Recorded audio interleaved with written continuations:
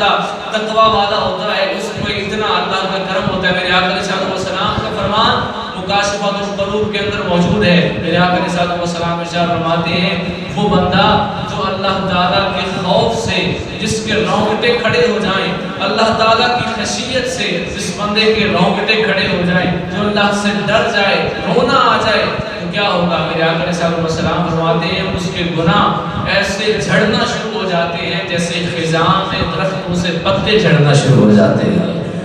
اس طرح اس کے گناہ گرتے جاتے ہیں، کم ہوتے جاتے ہیں۔ اور میرے آقا علیہ الصلوۃ والسلام کی یہ بھی حدیث مبارکہ فرمایا جو بندہ اللہ کے خوف سے روتا ہے ابھی اس کا مکھی کے سر جتنا آنسو اس کی آنکھ سے نکل کے اس کے رخسار پہ بہتا ہے، مکھی کے سر جتنا آنسو چھوٹا سا ہوتا ہے، میرے آقا فرماتے ہیں اتنا سا آنسو بھی اس کی آنکھ سے نکل کے اس کے رخسار پہ بہ جائے، سمندر کی جھاگ کے برابر بھی اس کے گناہوں اللہ وہ بھی معاف کر دیتا ہے۔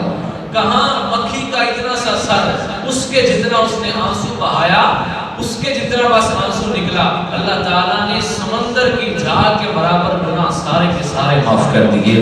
اتنا اللہ تعالیٰ بندے پہ عنایت فرماتا ہے جو تقوی والا ہوتا ہے، اتنا اللہ اس پہ راضی ہوتا ہے۔ اور اقبال نے بھی کہا کہ فقط احساس ندامت ایک سجدہ اور چشم در، اے خدا کتنا آسان ہے منانا تجھ کو، اے اللہ تجھے منانا کتنا آسان۔ یہ دنیا والے تو مانتے نہیں، بندہ جو مرضی کرتا رہے، ہر کسی کو بندہ خوش نہیں کر سکتا، دنیا والے نہیں مانتے۔ وہ ایک رب ہے جس کے بارے میں علامہ اقبال نے کہا ایک احساس ندامت، ایک سجدہ اور چشم تر، اے خدا کتنا آسان ہے منانا تجھ کو، کتنی جلدی مان جاتا ہے۔